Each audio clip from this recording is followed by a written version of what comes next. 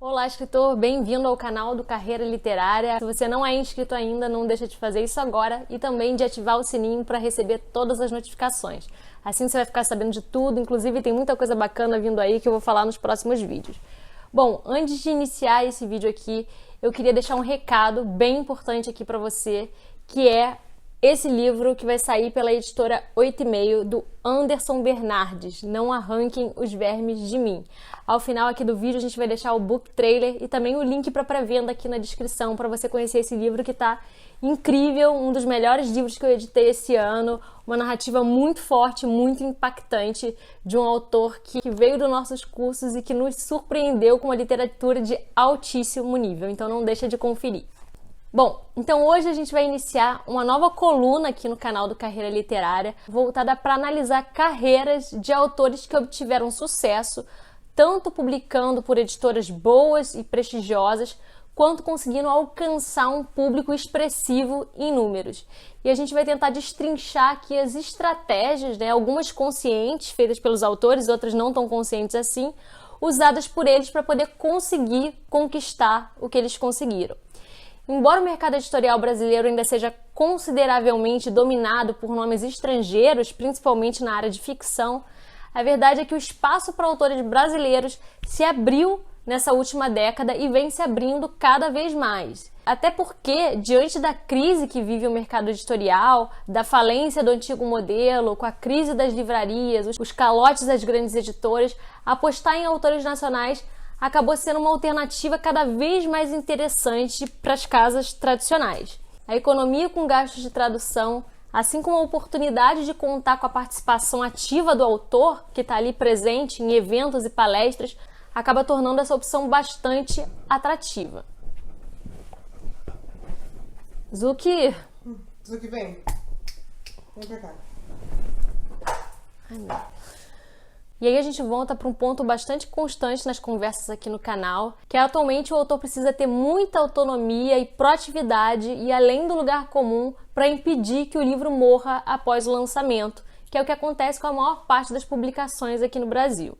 Então essa mistura de autonomia, proatividade e criatividade é o que os autores que a gente vai analisar aqui nesse quadro têm em comum.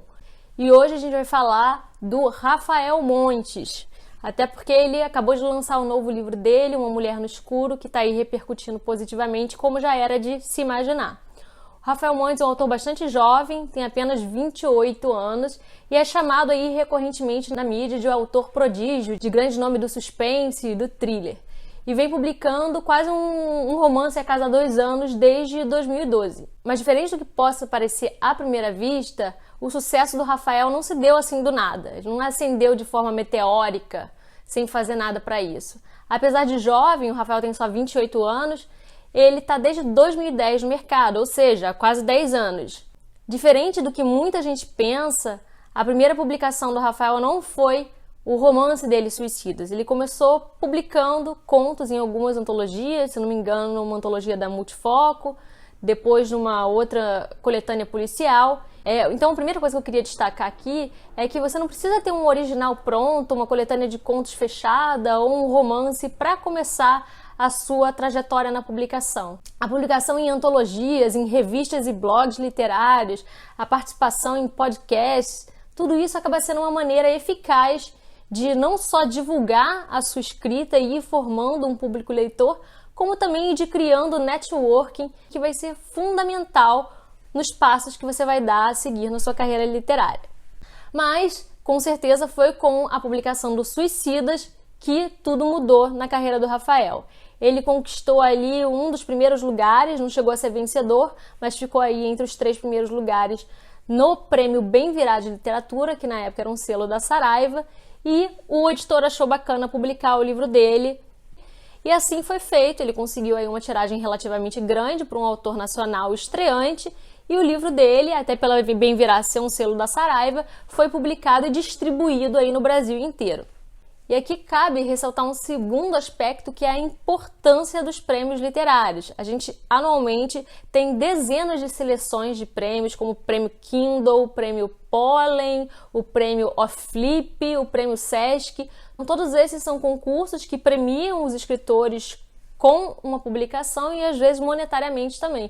Mas o mais importante disso é que você ganhando um prêmio desse, ou até mesmo sendo finalista, você consegue uma boa repercussão na mídia tradicional, o que de certa maneira contribui para alavancar a sua carreira. A gente tem uma porção de exemplos aí de autores que surgiram assim, como a Luísa Geisler, que foi vencedora 2 vezes do prêmio Sesc e hoje se consolidou aí como uma das vozes mais importantes dessa nova geração. Então fica a dica aqui, se você tem um romance ou um original de contos engavetado, não deixa de fazer um cronograma para você. Tem um site bem legal que te informa das maiores premiações e te avisa sempre que uma nova está saindo, está aberta. Eu vou deixar linkado aqui na descrição. Então usa isso, faz um cronograma para você sempre estar informado das oportunidades que o mercado está oferecendo. Mas bom, dizer que o Rafael conseguiu a publicação pela Bem Virar e que automaticamente ele passou a ser lido aí pelos milhares de leitores que ele tem hoje, seria uma leviandade. Não foi assim que aconteceu. Inclusive, a gente tem exemplos aí de autores que foram publicados nos mesmos moldes do Rafael, por concurso, foram vencedores de concurso e que depois estagnaram as suas carreiras. Qual foi a diferença? O que o Rafael fez aí de diferente para poder chegar onde ele chegou?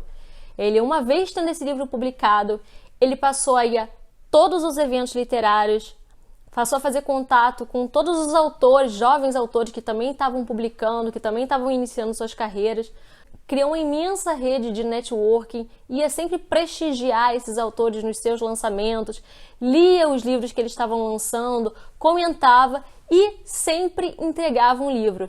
Ele conta que ele sempre andava com um exemplar do Suicidas embaixo do braço, para que ele pudesse eventualmente entregar para uma pessoa que pudesse ser chave na divulgação. Então assim foi o Rafael fazendo um trabalho de formiguinha, de boca a boca, divulgando o livro dele, e as pessoas que gostavam naturalmente iam replicando esse boca a boca e criando uma onda de interesse pelo livro. Volta e meia a gente recebe e-mails e comentários aqui nos nossos vídeos de autores que dizem que acham que esse não deve ser um papel do autor, que esse papel da divulgação deve caber única e exclusivamente à editora. Mas enfim, a realidade é que o mercado não funciona assim. Mesmo você publicando por editoras grandes, se você não se preocupar em ser ativo na divulgação do seu livro, em participar do máximo de eventos possíveis, participar de entrevistas em outros canais, podcasts, tentar fazer esse networking, participar de eventos literários, prestigiar outros autores indo a lançamentos e fazendo contatos, dificilmente seu livro vai acontecer. Na verdade, eu diria que é impossível.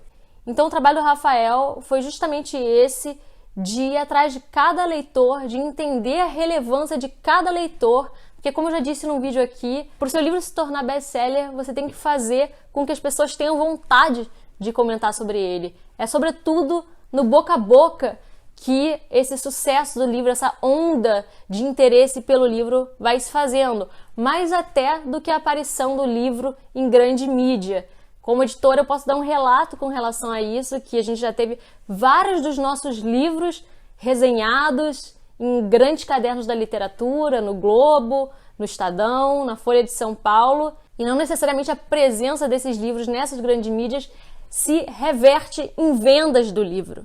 Então, o que mais reverte em venda de livros efetivamente é justamente esse boca a boca. É uma pessoa indicando para outra, dizendo, caramba, esse livro é muito bom, você já leu, você tem que ler esse livro. Então, o velho boca a boca continua sendo insubstituível.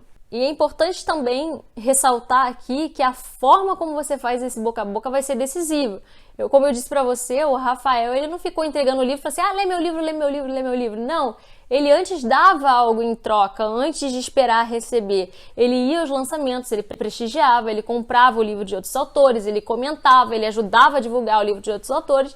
E assim as pessoas também se sentiam impelidas a ler, a compartilhar, a divulgar o livro dele. E foi então trabalhando para conquistar cada leitor e se preocupando em fazer essa rede de relações, de networking, que eu diria que ele deu o terceiro passo que foi fundamental para a consolidação da carreira dele. Ele entregou o original dele para uma autora que ele tinha conhecido, da Companhia das Letras, o original do segundo livro dele, do Dias Perfeitos, e falou, olha, você poderia ler o meu livro? E aí ela até falou, olha, posso ler seu livro, mas eu só vou indicar ele se eu gostar. Enfim, foi sincera, é assim que as coisas funcionam, ninguém vai indicar o seu livro simplesmente porque gosta de você. Mentira, né? Às vezes indica. Mas, de fato, a autora leu, gostou, indicou o livro do Rafael, e assim ele conseguiu ser publicado por uma das maiores e mais importantes casas editoriais, que é a Companhia das Letras. E é legal reparar aqui que nada disso que o Rafael fez implicou em grandes custos para ele. Ele não ficou ali contratando uma assessoria de imprensa ao longo de meses, não ficou investindo em publis editoriais caríssimos. Não, foi principalmente uma proatividade, uma disponibilidade dele de ir atrás de cada leitor, de fazer essas relações, prestigiando outros escritores, lendo outros escritores, que foi decisivo para que ele consolidasse o público dele. E outro aspecto que eu acho que foi fundamental na consolidação da carreira do Rafael foi ele detectar, ele perceber muito bem o público com o qual ele estava falando. Embora o gênero policial já seja um gênero tradicional e consolidado no mercado mundial, no mercado brasileiro, o Rafael ele detectou dentro desse nicho um subnicho que estava desassistido, que era o subnicho dos jovens leitores que gostavam desse gênero, do gênero policial, do gênero de suspense. Você pode reparar que os livros do Rafael Monte têm sempre personagens que até acompanham a própria ideia dele, autor Rafael Monte. Acho que o primeiro livro deles eles ainda não estão nem na faculdade. No segundo livro, no Dias Perfeitos, os personagens principais são estudantes universitários. No terceiro livro dele, no Jantar Secreto, eles já estão no final da faculdade. Então ele acompanha aí esse público jovem adulto. E é especialmente para esse público que o Rafael escreve. Então você vê aí no cenário brasileiro, que autor você tem concorrendo com o Rafael Monte? Que escreva dentro de um gênero consolidado que é a literatura policial, mas que direciona isso para um público mais jovem. E acho que foi percebendo que o público dele era esse, que o Rafael deu mais um passo estratégico na carreira dele, que foi passar a dar palestras em escolas para poder falar diretamente com esse público, para engajar esse público. E jovem tem isso de bom, eles são extremamente engajados, quando eles gostam de uma coisa, eles repercutem aquilo nas suas redes, entre seus amigos, e com isso o Rafael foi criando um efeito cascata, conquistando cada vez mais leitores para os seus livros. E leitores que são, como eu disse, muito engajados e fiéis. Qualquer livro que o Rafael lança, eles imediatamente vão lá e compram já na pré-venda para poder garantir o exemplar deles. Bom, então é isso. Eu considero que esses tenham sido os passos mais estratégicos que o Rafael deu, né? Então foi perceber a importância dos prêmios literários, conseguir ser finalista e publicado depois por uma editora, não se acomodar com o fato de estar publicando por uma grande editora, mas de fazer o trabalho de formiguinha, de ir formando o seu público leitor, de ir formando uma rede de networking que ajudava ele a divulgar esse livro, e depois de detectar, de entender qual era o público dele, que era esse público jovem que gostava de literatura policial, e falar diretamente com ele, participando desses eventos. E tem aí um último aspecto que eu queria ressaltar, que esse não é pertinente ao mercado, mas pertinente à qualidade literária do texto. E o Rafael sempre foi bastante claro com relação a isso, né? Eu conheci o Rafael já tem quase 10 anos e ele falava, eu quero escrever para o público, eu quero me comunicar acima de qualquer coisa. E o Rafael, a gente pode constatar isso nos textos dele, que ele domina o modelo aristotélico, o modelo clássico narrativo. Ele sabe o que é um gancho, ele sabe o que é construir um personagem com empatia, ele sabe o que é um ponto de virada, quando esses pontos de virada tem que acontecer, como fazer um começo de um livro que engaje o leitor, que faça uma boa promessa para o leitor. Nas palestras que ele dá, ele diz que ele, acima de tudo, ele é uma espécie de engenheiro que gosta de conectar, de pensar todo o enredo dele antes de começar a escrever. Então é muito importante ressaltar isso, né? Nem todos os escritores, eu diria que a minoria dos escritores tem essa preocupação em dominar esse modelo que o Rafael aí, digamos que saiu à frente, dominando. Embora você possa não gostar dos livros dele, cada um tem uma opinião diferente, tem gente que não gosta tanto, tem gente que acha que é muito enredo, mas pouco conteúdo. Enfim, independente da sua opinião, o fato é que ele sabe construir uma narrativa que funcione e entregar isso para o público dele. E as pessoas amam, como a gente pode ver aí, que o Rafael já está no 5º livro publicado, no 4º romance, aí traduzido para quase 20 países, se eu não me engano. Bom, é isso, a gente vai voltar com outras colunas como essa, falando de outros autores e outras carreiras de sucesso para tentar inspirar vocês.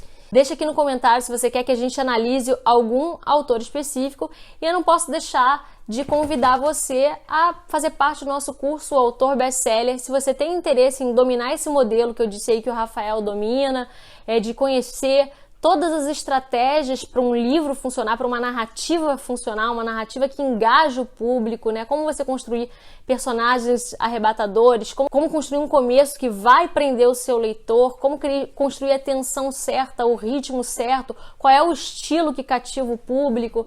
Enfim, todos esses assuntos estão contemplados no curso Autor Bestseller, que foi aí lançado há pouco tempo, e a gente tem a alegria de dizer que já tem mais de 100 alunos aí inscritos e dando um retorno muito positivo sobre o curso. Então, se você tem interesse, não deixa de conhecer aqui também, o link está na descrição. E agora, fiquem com o book trailer do maravilhoso Não Arranquem os Vermes de Mim.